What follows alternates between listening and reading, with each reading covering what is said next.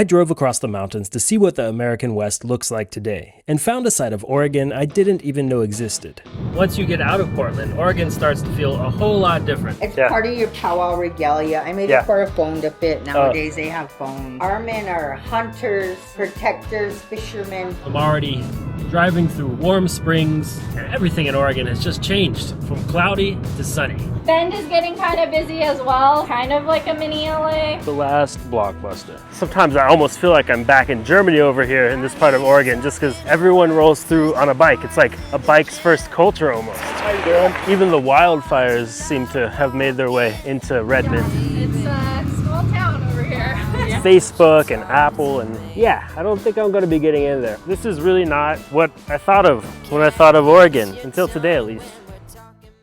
After over 24 hours in transit from Germany, we landed in Oregon later than planned. So we picked up our rental car, a brand new Nissan, and today the road trip starts. But tonight it's just a 15-minute drive over to the hotel to get some sleep. But I didn't even manage to make it into bed before getting some local insight. Is this where you're from, or? 25 years. Oh wow, okay. Yeah. No, we moved here from Denver. We were there once for a few days. It's pretty nice. We like it there. Yeah, I was born and raised there. If I had my way, I'd go back, but the money is so high there now. Is it more expensive than Portland? About the same. Our rates have gone up a lot, too. People have gotten greedy. We moved to Germany like 8.5 years ago now. Oh, wow. Yeah. You like it? Well, culturally I don't like it as much as the United States actually, but socially I like it a lot more. It's much more secure. People aren't as open as they are in the U.S. That's where my ancestors are from. My grandmom's name was Hoffman, and then she married a Meyer from there too. I really hadn't expected to run into someone with roots in the country we'd just flown halfway around the world from. Wait, this way. I Hampton Inn on the highway next to Portland, Oregon. Clackamas, I've been told it's pronounced here. And an amazing, amazing view. The next morning, we woke up to the typical Pacific Northwest gray of the area. Little did I know that would change completely in just a few hours. So we had some of the hotel breakfast before hitting the road. There's nothing like the Price is Right and waffles in the morning. Ah, that's my waffle. Perfect waffle. It's time to get this show on the road. 2 minutes into the ride, my curiosity and need for stronger coffee got the best of me. And a long-standing tradition over here in the Pacific Northwest is the drive-through coffee shop. Here's that Americano. That's nicely packaged, thank you. Yeah, okay. And then small.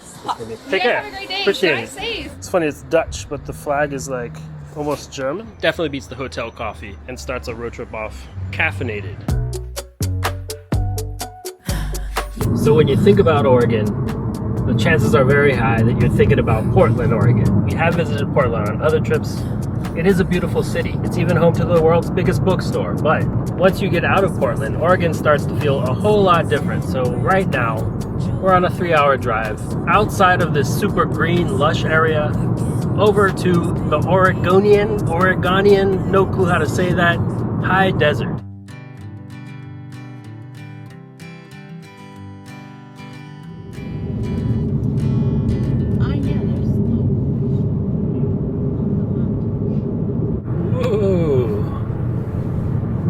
Just an hour and a half into the drive, and everything in Oregon has just changed from cloudy to sunny and high altitude. But crossing into these mountains isn't just a change in the weather. Right now we're officially entering the high desert, heading towards the central Oregon towns of Bend, Redmond, and Prineville. But before we hit any of those places, this highway takes us directly through the lands of the Confederated Tribes of Warm Springs. It's also often referred to as the Warm Springs Reservation. Now that we're up here driving on the plateau, you can really see all around lots of mountains. Mount Pickleback that way, and that other massive mountain over to the right is Mount Jefferson. I don't even know the names of the other ones, but they're snow-capped, and it's just really beautiful here.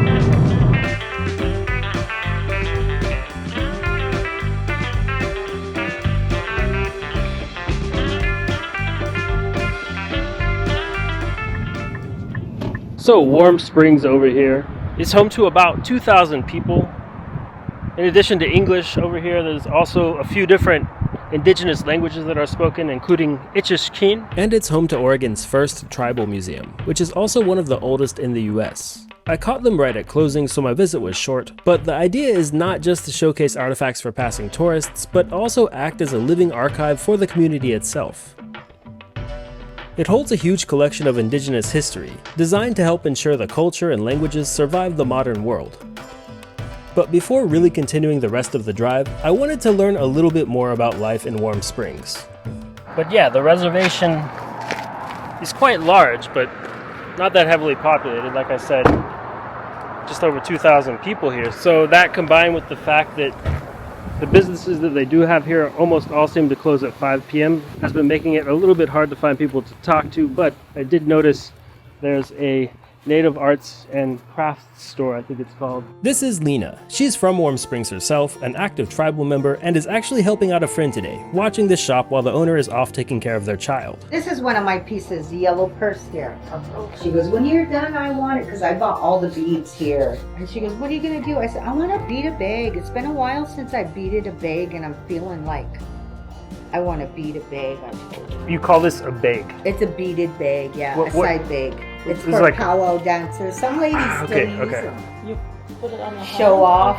Ah, is it used like in particular ceremonies or just any time? When you want to show Whatever. off. Okay, when you want to show off. It's part of your powwow regalia. I made it for a phone to fit. Nowadays they have phones. Okay.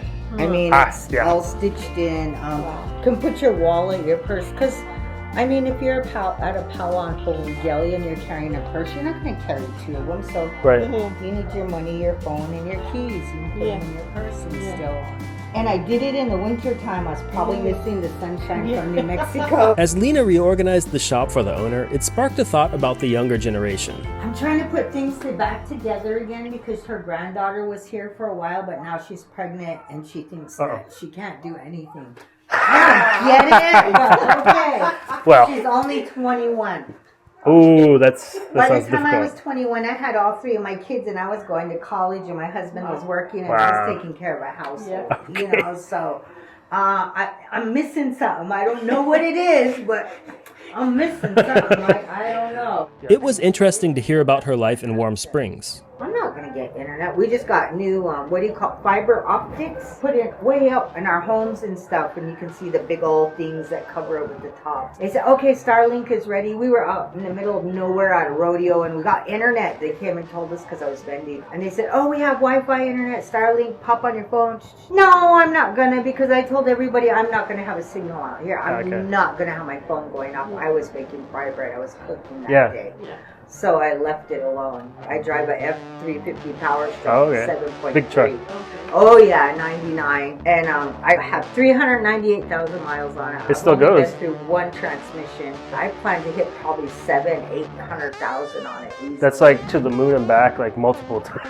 Yeah. But beyond rejecting some modern technologies, Lena is dedicated to preserving the culture itself. My daughter, when she was pregnant, she goes, I don't want to name her Najoni, like Navajos. Najoni means beautiful in Navajo. Oh, and it was a big old boom. Everybody started naming their daughters Najoni down there, giving Indian names like that. And she goes, no, I'm going to name my daughter something. She goes, I'll name her Beautiful, but from our language, Mom, because she was enrolled here too. Yeah. So she got a hold of her grandma, and her grandma helped her spell it and tell her how to say it. And so Aya's name is Naina, which is her great-great-grandmother's middle name. Black Wolf, which is our clan. Tribe would be bigger, and then clan is smaller? Mm-hmm. Okay. Aralati. But it's bigger than family still. Yes. A few different families together. Mm-hmm. Okay. Well, Navajos, they go to the mothers. Yeah. And if they find a wife, they go with their wife to her, their matrilineal. Whereas here, I don't think we're matrilineal because we have chiefs. Yeah, patrilineage. Yeah. Okay, yeah. Our men are hunters. Yeah. Protectors, fishermen. Right. And we're food gatherers. One gender does these things and then the other does these things. Yeah. So there's a... But in the Navajo Nation, it's a bit different then. Yeah, the women. And now they're bickering because they have women that are running for Navajo Nation presidency. They have new votes coming out. I mean, look at how far we've come now. And, you guys better get scared. Woman coming to office and straighten this shit up real fast. Yeah. So this generation of ladies that are buying at it, they're not young. They're already done having babies, educated, working. They're ready to pull their weight and tell you how. If you don't know how, here I am. Let me show you. Look at every war in the world and tell me which one was started by a woman. Right? None of them. That's how I parked my car. You can see the sun is just getting at that angle where you know it's going to set in the next few hours, so. Lena had recommended we drive down to the Deschutes River, the physical border of the reservation. On the way, you immediately notice the stark contrast. Warm Springs is a dry reservation, meaning no alcohol. Sitting right after the bridge over the river, one of the first things you see is a store selling alcohol.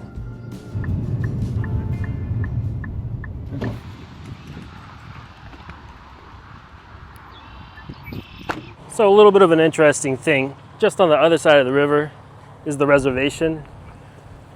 When you cross this river, that's where it ends. And as a tourist or visitor to the reservation, they ask you not to go around in natural areas without a local who's taking you there as a guest. But on the other side of the river, it's a state park, so you can just come right up to it here. You can see there's some guys fishing over there on the reservation side. And yeah, I don't know, let's see. Yeah, the water is of course cold, but it looks really clear. I think salmon season is coming up here. There should be a lot of salmon on this river from what I've been told. And there's a special feast for that. Seriously beautiful place over here.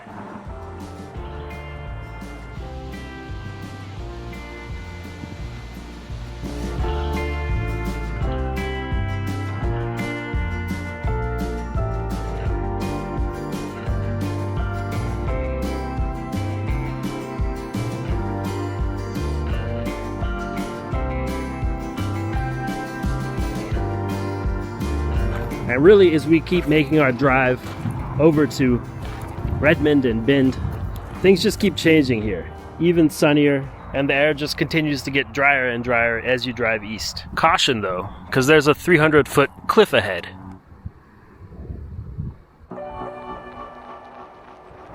And this bridge over here is for the railroad. This was the first of the 3 bridges here to be built. These days, when you think of the United States, at least for most of the country, you just don't really think of trains, at least trains that are like super dependable and go where you want to go. And to me, that especially feels true as you go further west.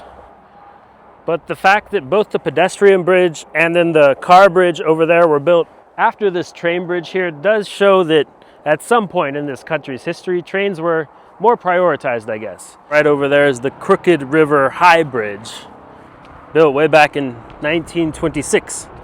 I guess I'm here a little late in the day. It's pretty dark down there. The sun's not reaching. And it's really no joke. This thing is 300 feet high. You can really feel it right here. This is really not what I thought of when I thought of Oregon, until today at least.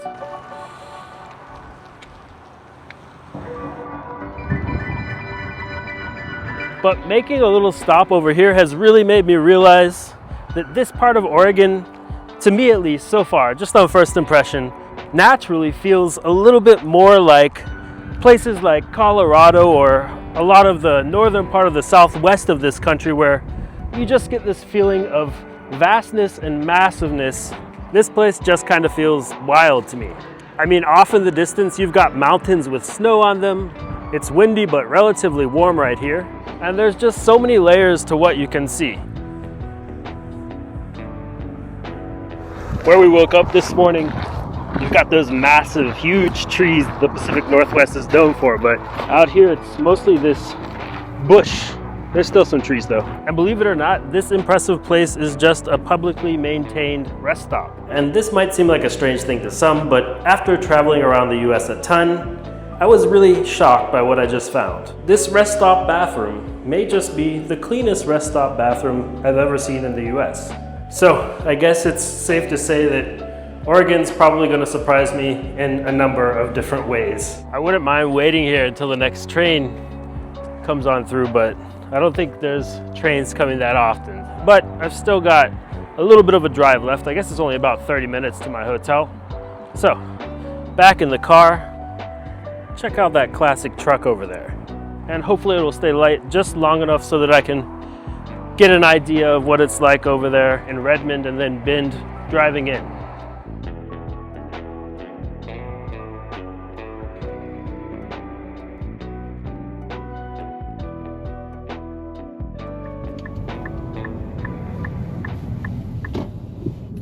long as it's not like that one we stayed at in Boston, it'll be fine. So with a long day of driving behind us, we checked in for the night. Waking up the next morning, the fires we'd seen from afar driving in the day before seemed much closer. At first, I had just assumed they were wildfires, but they turned out to be intentional prescribed burns managed by the local Forest Service. This is the first one. So we started off the day with some free hotel breakfast. To my surprise, cinnamon rolls were included. It almost felt like I was back somewhere in Northern Europe. That is, until I saw the tip jar out. It looks sunny, but it's also not that warm here. A little windy, but overall very nice. This time of year in Central Oregon, things are in bloom, so we thought we'd start the day out in nature before heading into the city. I'd soon find out that here they're basically one and the same. Another super cool thing that they have over right next to Bend is lava. There's a chipmunk in the lava. These are the exact pine forests that they're doing the prescribed burns to near our hotel too, by the way. But just up that way, there is a massive lava butte, B-U-T-T-E. Just outside the city limits sits the Newberry National Volcano Monument. It's a massive landscape of ancient frozen lava flows. This area is a national monument, and there's also Deschutes National Forest, just kind of a little bit closer to the city that way. I feel like we're in Hawaii already. Big island. I love a chipmunk. Chipmunks are very active this morning. So much lava. And now that I'm a little bit higher, I can see all of the beautiful mountain peaks in the backdrop, but this landscape is just crazy to look out at. It's so beautiful here. Maybe the most wild part for me though is that you drive for like 10 minutes and you're in the city of Bend. You could almost take a lunch break, if you had a long lunch break, let's say, in Bend, drive over here, take in the views for 20 minutes or something and head back to work. I really love national parks, national monuments, national forests, etc. just because there's always so much information, and they're usually very well kept as well. But I was just reading this plaque here, and it points out that the apron of lava below here covers nearly 12,000 square miles, which is about the same size as the state of Rhode Island. And walking up just a tiny bit further, this place right here is where the lava made its way out. And the lava flow started about 7,000 years ago. A whole lot of lava. So yeah, 7,000 years ago, the lava would have just shot right up out of there.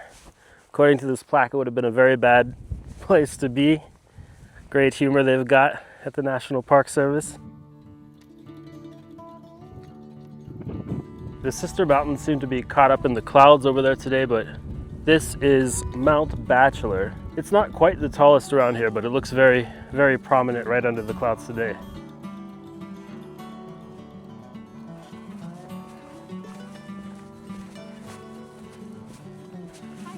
Hi, good morning.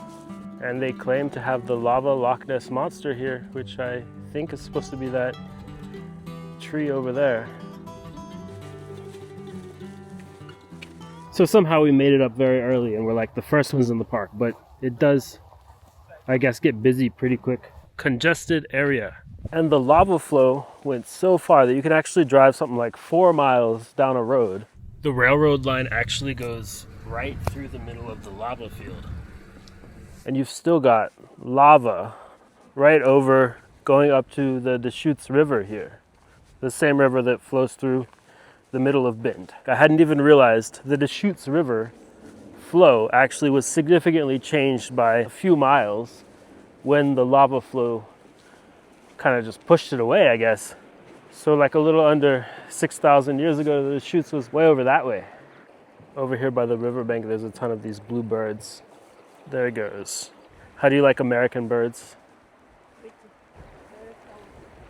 It is always nice to show your spouse the country you're from when they're from a different country. And walking along the river, you can just see the lava flow that just pushed this river miles over. This is just such a nice place.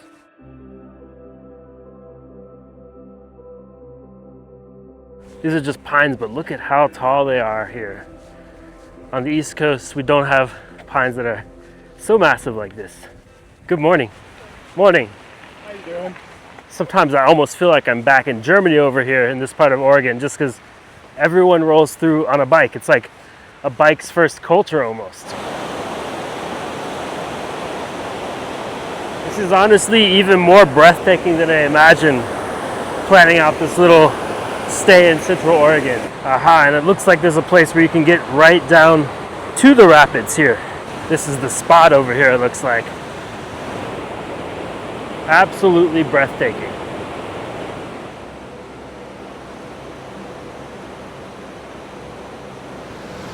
Morning. Good, how you doing? Go ahead. The Osmo? It is, yeah. This is not for sale in the U.S. yet. No shit. Yeah. Nice. I got a whole pack of DJI equipment in my bag of Nice, man. drones Cool. and stuff. Yeah. Take it easy. Take care.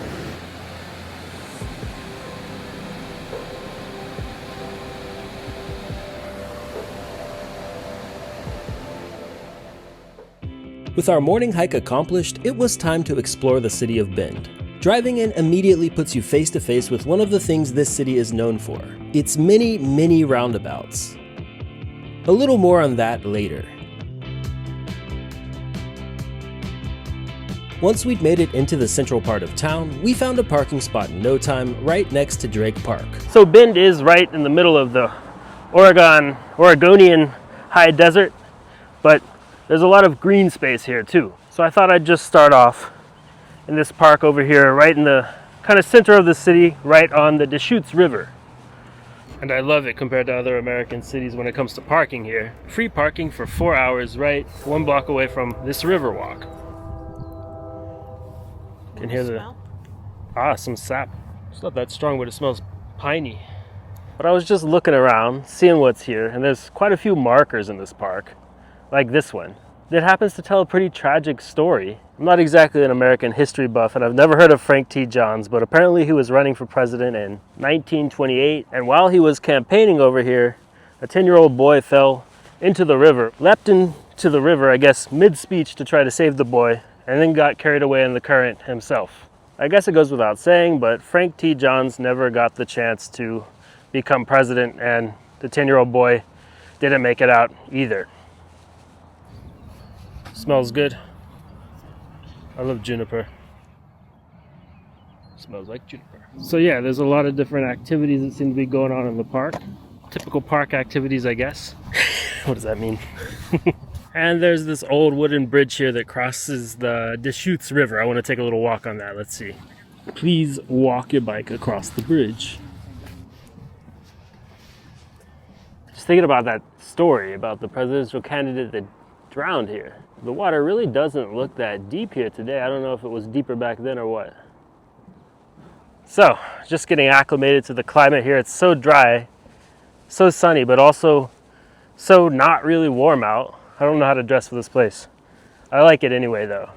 Now that we've crossed the wooden bridge, I guess we've got to see a little bit of what's on the other side.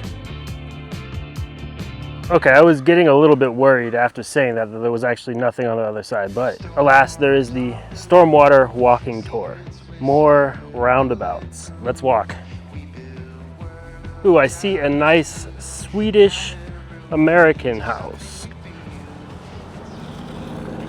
Roundabout number 1 is here. They all seem to have different kind of sculptures and stuff like that in the middle. It's really nice. Another kind of funny thing, go to the neighboring states of California or Washington, and gas is not going to be $4.59 a gallon. I feel like we don't know what to make of this town or city yet. It just feels like Bend, I guess. Hey, how's it going? How are y'all? Good. How are you guys? Good, good. First few hours in Bend, actually, so we're just... Oh, really? Yeah. Well, we live in Germany. My wife is from Lithuania. I'm from Atlanta, Georgia. Oh. Yeah. Are y'all from here? Yeah. Nice. From here. Cool. Yeah. And we want caffeine, of course. Yeah, of course. Well, what would we like? I'll do a drip for sure. The drip. Yes, please. 8, 12, and 16 ounces. I think small. We're doing the, it's like a stormwater walk. Just because we didn't know what to do when we saw it in the park. Yeah. But it's like a, you know, the stormwater route or something. It's not that popular locally then. Not quite. All right. I can just take either one of these, right? Yeah. Okay. I can't remember which one's which, but Okay. medium roast, and then our light roast is specifically from Peru. Okay, I'll check it out. Tomorrow morning I'm doing 5K, a run. And Oh, wow. we're raising money for like mission trips to countries. And Oh, okay. the team that I'm running for is actually Georgia. So Oh, crazy that you're here. for the Georgia team. Yeah. All right. I haven't lived there for a long time. I was born there in Atlanta, Georgia. Moved to Virginia. Oh. Later did some other stuff, and now we live in Germany. So you do marathons? Lately I've been doing runs, but I wouldn't consider myself a runner. How long were you guys here for? 2 more nights. Nice. Yeah. Actually, we're driving all the way down to kind of the middle of California on the 101. Okay. So like, see what things are like over there. Really on the coast, like I don't know, the Lost Coast and all that. State of Jefferson.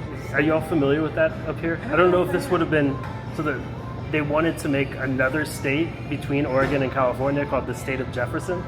Really? Yeah, I learned about it a little in history class when I was like, 10 years old. Okay, I'll have to put It that was up. I've stuck never with me heard ever of that. since then. But when you're in Bend, what's the number one thing? What do you do?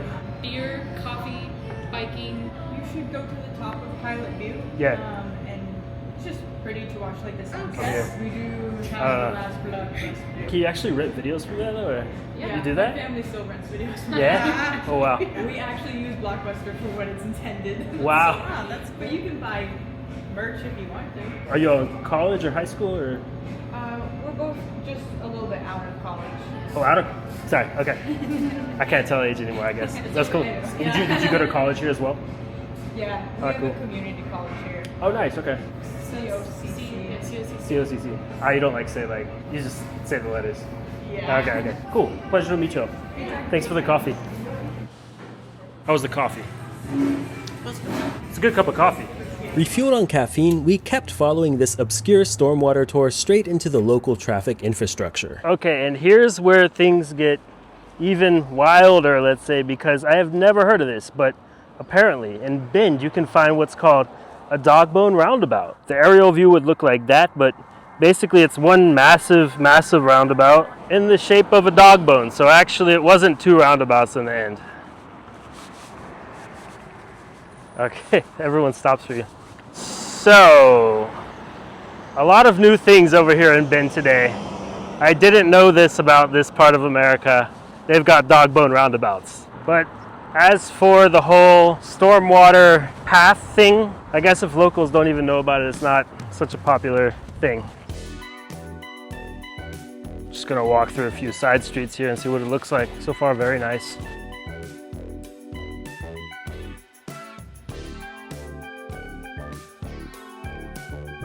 And that takes us back over to the river and back over the bridge.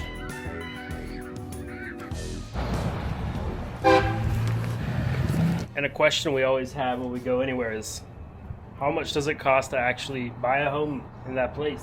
Turns out it's not as cheap as I had hoped it might be over in Bend. Unless you want to go off-grid and buy a camping site for $50K. I also really like this street because it tells you what all the different types of trees are. You got the noble fir, the sugar pine. It's a very educational street. And this is a subalpine fir and the incense cedar. I feel like all of those different types of trees were just in that park over there. It's not green, it's white.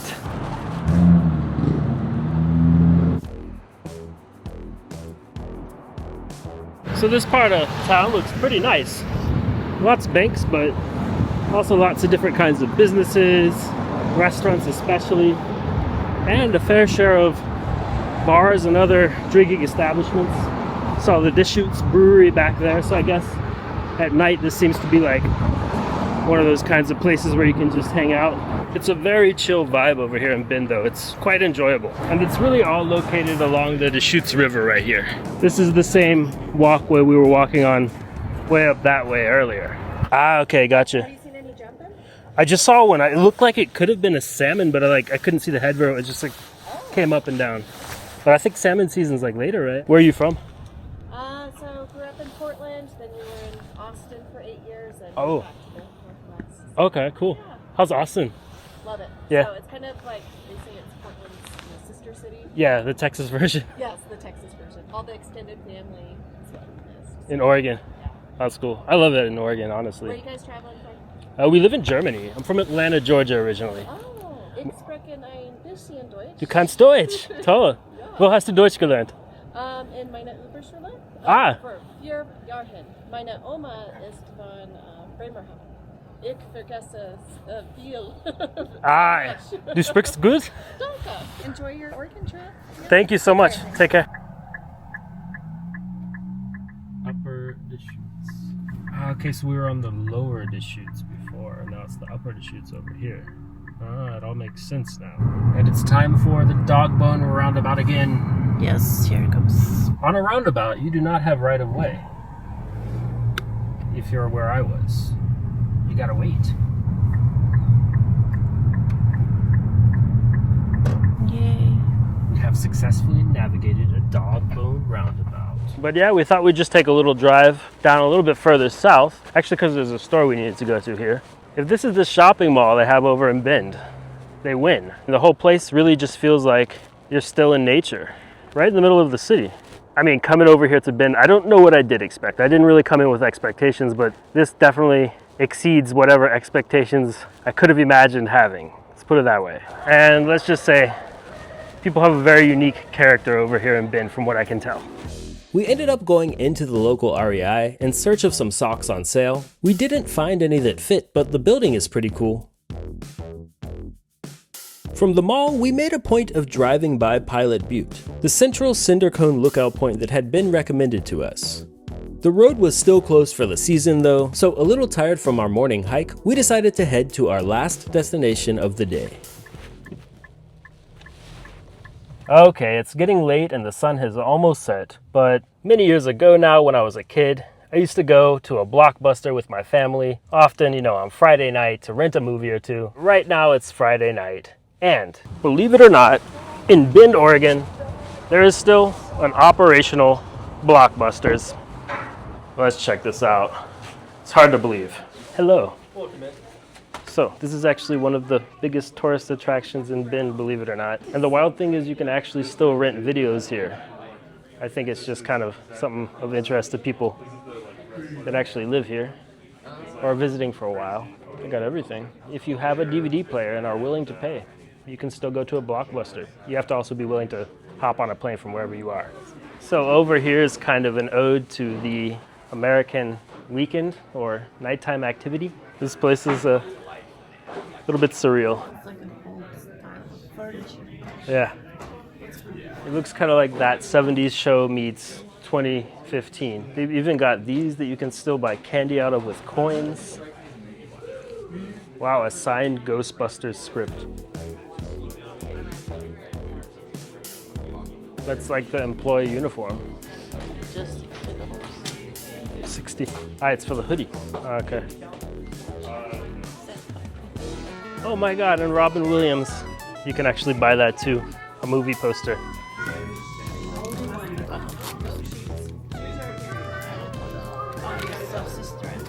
It's got Keanu Reeves in it. Half memorabilia type stuff that you can buy or look at. And yeah, the other half is a legitimate, still functioning Blockbusters. Wow. They got Reno 911, Revenge of the Nerds, even Ice Cube and Kevin Hart in Ride Along. You can even make a call. Hey George Lucas, I think you really ought to make a movie and call it Star Wars. And it's actually not just DVDs I just started to notice, but they've got some Blu-rays too. I feel like when all the Blockbusters started to close way back when, they just kind of started to have Blu-rays. So it just really feels like everything in here is just left. They just decided not to close the place, but not get too much new stuff either. The Last Blockbuster, Bend, Oregon. Maybe next time we have to stay a while and rent a movie. we need a DVD player.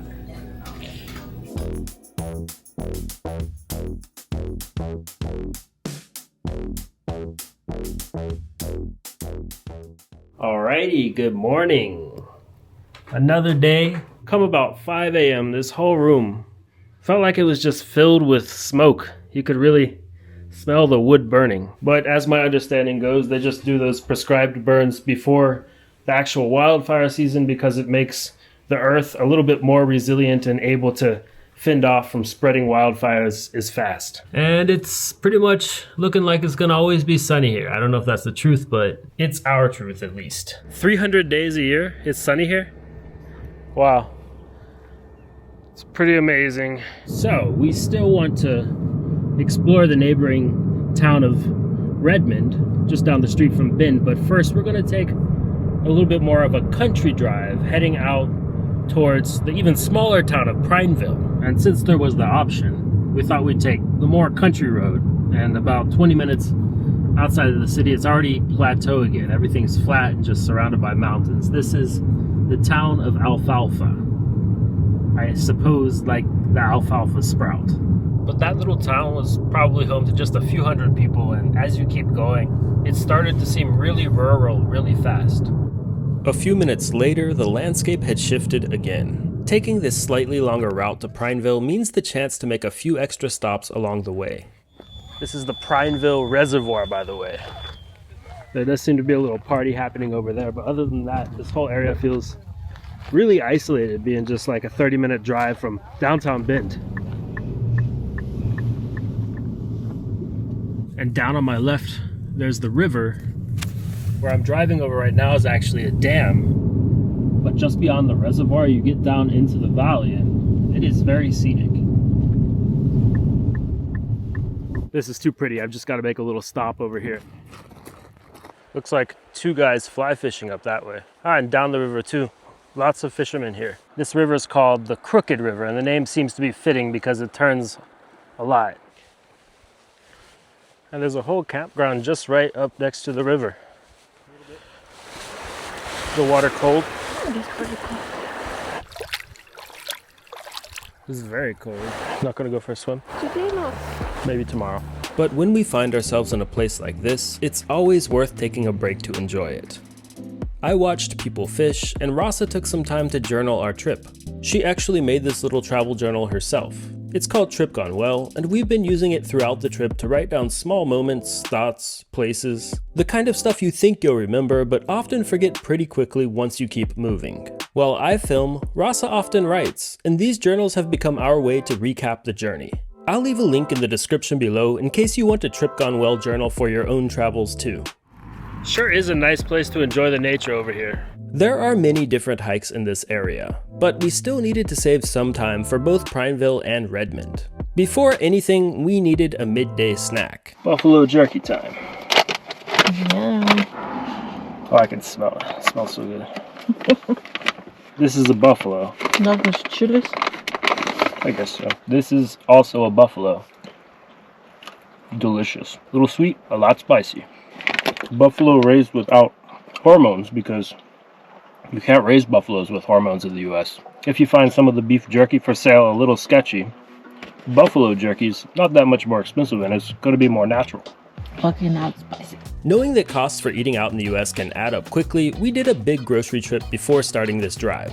Even when you are moving between places often, in the US almost everywhere will have a fridge and a microwave for you. So as long as you have a bag that keeps perishables cool for most of the day, it's easy to just stock up at the store every few days. Unlike other grocery stores in America, at least most of them, Trader Joe's is just a simple place to go shopping at. They don't do sales or anything. The prices are just always predictable. Generally, it's pretty affordable. And I guess they keep you coming back because it's kind of fun. Got a lot of groceries there, madame. So we kept winding through the canyon roads for a while, but as we neared Prineville, the landscape started to change once again. And I don't know, they say Texas is the land of the cow, but Oregon seems to have a lot of them too. We've made it into Prineville, just trying to get our bearings and find a little coffee. And I've really been wanting to try one of these little country coffee stands, so found one. Usually you're supposed to drive up to the window. All right, are we okay to order on foot? Oh yeah, Okay, totally. thanks. Is that like the 360 or whatever? Oh whoa. Yeah, it's a fun camera. Whoa, that's so cool. And then a you can gimbal, like yeah. connect it to your phone and get everything off of it? You or could, yeah. Okay, yeah. cool. You're the first person we've seen in this town at all. Really? Yeah. It's a small town over here. Yeah. It has nothing to do with John Prine though, right? No, Okay. I don't think so. Honestly, I'm the worst person to ask. I moved here like a few months ago. Oh, so cool. I'm from Bend. But Oh, from Bend. Okay. Bend's a cool spot too. Seriously is. Like, I'd never heard of it. I'm from the East Coast. Oh, really? Yeah. We're out on the East Coast. I was born in Atlanta, raised near DC, lived in New York for a little while. sweet. It's a lot more stressful over there than over here, though, I think. Oh, yeah. Yeah. My brother went to school in Boston, and anytime we'd go and visit, I'm like, this is so fast-paced compared to just, like, chill over here. And in New York, they say Boston is slow, so. Yeah. What brings you guys over here? Do you live here now? No. Oh, Just okay. passing by. Or will I? Will I move here? Yeah. I seriously didn't know about this place. It's beautiful. I know, it's so pretty. But no, we're just traveling. We're driving essentially from Portland all the way down to kind of central California. That's so cool. The drive is really pretty. If you go like through Big Sur and all that. Have you been down there? Yes, my brother now lives in LA, so I visit him. Okay. Nice. How do you like LA? It's cool. Yeah. Not my vibe. It's just a little too busy for me. But Bend is getting kind of busy as well, so Oh yeah. it's becoming kind of like a mini LA. People are saying, but it's really cool still. Yeah. I was actually surprised. Like, it's not that expensive to visit as a tourist. Like, hotels are kind of cheap, but Yeah. the property values seem to be. I was looking. If you buy something there, it's not cheap. Yeah. No. Maybe it's better here. I don't know. Yes, it's better here. My boyfriend and I were able to actually buy a house here, Oh, nice. which we would never be able to do in Bend. So, Wow. Okay. yeah. It's not far though. What? No, it's 50 just minutes? yeah, smaller town. It's like a little more country than Bend, I guess you could say. It's not as developed, so Yeah, it's yeah. not like a big moving spot, I guess. Right. I've heard that there's those huge, like, what is it, Apple and Meta and all that. Yes, yeah, just right up there, up the hill. That probably changed things around here, right? Oh yeah. Okay, I'll be right with you. What was your name? Sorry. My name? Yeah, It's Holly. David. Nice to meet you. This All is right. Americano. And I will Apple Pay that. Yeah, that sounds great. Be $10.92 for you guys. Awesome. I might have you close out first. Cool. If there was one place, like your favorite place. Ooh. Oh gosh. If you guys go up to the Yeah. Ochoco lookout, you Yeah. can see like all of Prineville, which is really cool. It's just like right up that twisty road. kinda Ochoco when you lookout. come in. Yeah, you can drive up. Yeah, you can drive up there. That's really pretty. If you go out east too a little bit, there's like the actual Ochoco Mountains, and there's feral horses out out there. Look Yeah, at the yeah, yeah. prairie on the map, Okay. and usually they're around Go that there. area. Oh, so Okay. Thank you, sometimes Holly. you get lucky. Have a good one, You you too. guys. See ya. That's all. Turns out country coffee's actually pretty tasty, especially my wife's lavender latte with oat milk. Thank you. Going around town, it's easy to see why this place calls itself the cowboy capital of Oregon. With a relatively small main street and things feeling pretty spread out, it seemed like going up to the lookout point would be a quicker way to get an idea of Prineville. And Prineville itself is a pretty small town. So, just a little look around, driving around really, but up here at the Ochoco viewpoint, you get a view out over it. We actually drove into town just right over here, and I didn't even notice that huge golf course there. This is obviously the town. It's got that spread out, kind of rural town feel. And one thing they are known for here is Les Schwab Tires. You can see right there's I guess it's the headquarters of Les Schwab Tires, but kind of back that way, you've got I guess it's Facebook and Apple and perhaps even more with some data centers and stuff. So that's one of the big employers over here, and then the tire company.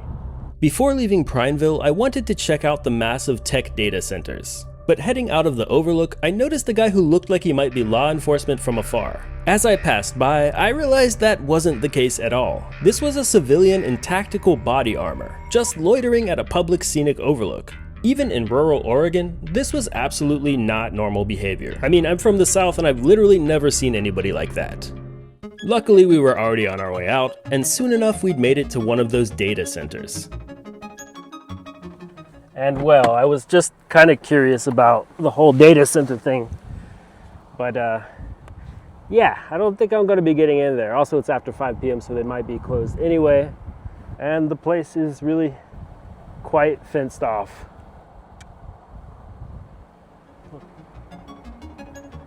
The drive from Prineville to Redmond is under 30 minutes, but there's natural beauty the whole way. The country scenery only really ends when you start to get into Redmond. Not a bad first impression when it's Halloween and Christmas all at once. So far, what I can gather about Redmond is that it definitely feels much, much smaller, much less city-like than Bend. But one thing Redmond's definitely known for is that it's got a bunch of urban trails everywhere. The one I'd heard about is where I'm walking right now, and it's called the Dry Canyon Trail. It's kind of strange. This is just the very end or beginning of it, not sure which one really, but it just kind of goes through neighborhoods. You can see it's like apartment buildings all over here. But I guess, assuming from the name, the idea is that it takes you along the bed of a dry canyon. Luckily, there's an explanation of why this thing is here. It's basically a lava bed known as the Deschutes Formation, or Deschutes Formation basalt. Can never pronounce that word right. And it's interesting. It doesn't really feel like in a city, but you've got like facilities like a playground over there. There's a skate park behind the tree there. Just a little one. But now you can kind of see that you're in a canyon at least. It's not a very deep canyon. I'll put it this way. I feel like Redmond is maybe not the type of town you just show up to if you don't know anyone and immediately get to know it really well. I mean, people have been welcoming, the few people I've seen around, but you're in the middle of the town, the city. There's like a barbed wire fence. There's like, I guess this is used for livestock. The whole place really feels like you're out in nature, almost really in somewhere rural more than any kind of urban area. Even the wildfires seem to have made their way into Redmond. As we made our way back from Redmond, it really felt like we'd come full circle, literally and figuratively. It's another sunny, beautiful day over here in Central Oregon, but today I'm going to start my real drive, my drive south to the state of California. But over here in Central Oregon, it's been very interesting to visit a part of this country I'd never visited before, but also didn't really understand as well as I could have. Visiting this lesser-known part of Oregon completely shattered my expectations of what this state is about. It's a landscape designed by its extremes, where frozen volcanic lava fields sit right next to global server farms, and ancient tribal histories share borders with modern American paranoia. But Central Oregon was just the beginning. Driving south, the road opens up from here as we chase the highway straight through southern Oregon and into northern California. Or is it the state of Jefferson? We'll just have to find out once we get there. And by the way, over half of you guys who watch my videos aren't subscribed yet, so hit that subscribe button. Hopefully I'll see you in the next one, and thanks for tuning in.